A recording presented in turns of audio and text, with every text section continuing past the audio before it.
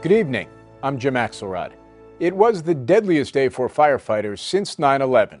19 members of the Granite Mountain Hotshots were killed fighting the wildfire in and around Yarnell, Arizona in June.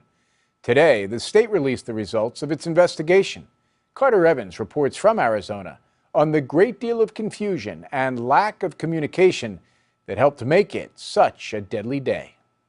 The investigation revealed radio communication problems between commanders and firefighters in the field contributed to the chain of events that led to the deaths of 19 Granite Mountain hotshots. At one point, they lost radio contact for 30 minutes. We do know there was where they were not communicating. We feel they were moving at the time.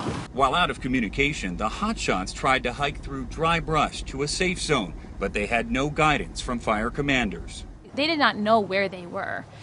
There is no reason with the technology we have today that they could not have had tracking units on those radios, that they could not have known where our loved ones were. Julianne Ashcraft's husband Andrew was killed in the fire. She believes fire commanders could have done more. Maybe what this has done is exposed that they are not mitigating risks the way they should for such a dangerous job. The 120-page report details how the hotshots were cornered by a 70-foot wall of flames moving at 11 miles per hour. They had less than 2 minutes to clear the area and deploy their fire shelters. But the investigation fails to explain why the hotshots chose to leave their safe location in the first place. We don't know that information. We don't have it. That decision-making process went with those 19 men. In their final moments, the hotshots desperately radioed for a water drop, but it never came because no one knew exactly where they were. What do you want to come out of all this now? A GPS on every hotshot's body, period. Andrew Ashcraft's mother, Deborah Fingston, says the only way to move forward now is to learn from the deaths of these 19 hotshots so that others may not meet the same fate. Next fire season is in 6 months, and the Southwest is a tinderbox.